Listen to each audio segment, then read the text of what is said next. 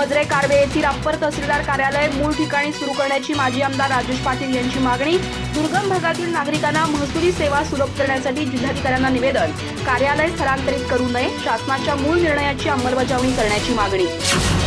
चंदगड तालुक्यातील दुर्गम भागातील नागरिकांना महसूल विभागाच्या सेवा अधिक सुलभ आणि गतिमान व्हाव्यात यासाठी शासनाने मंजूर केलेले मजरे कारवे येथील अप्पर तहसीलदार कार्यालय इतरत्र स्थलांतरित न करता मूळ ठिकाणीच तातडीने कार्यान्वित करावे अशी मागणी माजी आमदार राजेश पाटील यांनी जिल्हाधिकारी कोल्हापूर यांच्याकडे निवेदनाद्वारे केली आहे। निवेदनात त्यांनी म्हटले आहे की चंदगड हा भौगोलिकदृष्ट्या विस्तीर्ण, डोंगराळ आणि कर्नाटक सीमेवरील दुर्गम तालुका असून सुमारे 2 लाख लोकसंख्या या भागात वास्तव्यास आहे। अनेक गावे तालुक्याच्या मुख्यालयापासून 60 ते 70 किलोमीटर अंतरावर असल्याने नागरिकांना महसुली कामासाठी मोठा वेळ, पैसा आणि श्रम खर्च करावे लागतात।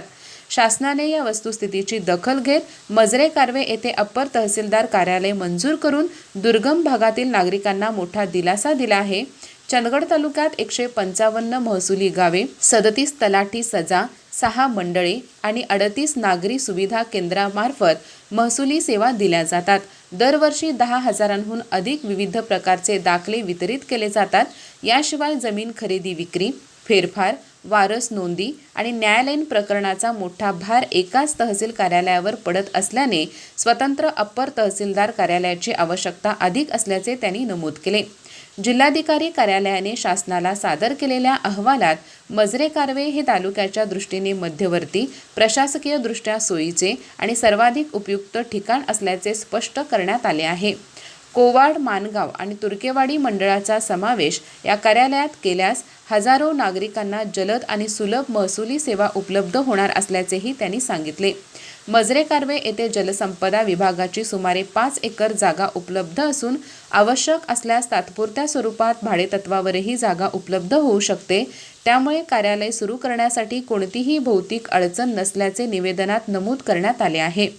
मंजूर झालेले अप्पर तहसीलदार कार्यालय इतरत्र स्थलांतरित करण्याबाबत हालचाली सुरू असल्याची माहिती समोर येत असल्याने दुर्गम भागातील नागरिकांमध्ये चिंतेचे वातावरण आहे। असे स्थलांतर झाल्यास शासनाच्या निर्णयाचा मूळ उद्देशच निष्फळ ठरेल आणि नागरिकांना पुन्हा महसुली कामासाठी लांबचा प्रवास करावा लागेल अशी खंत राजेश पाटील यांनी व्यक्त केली आहे।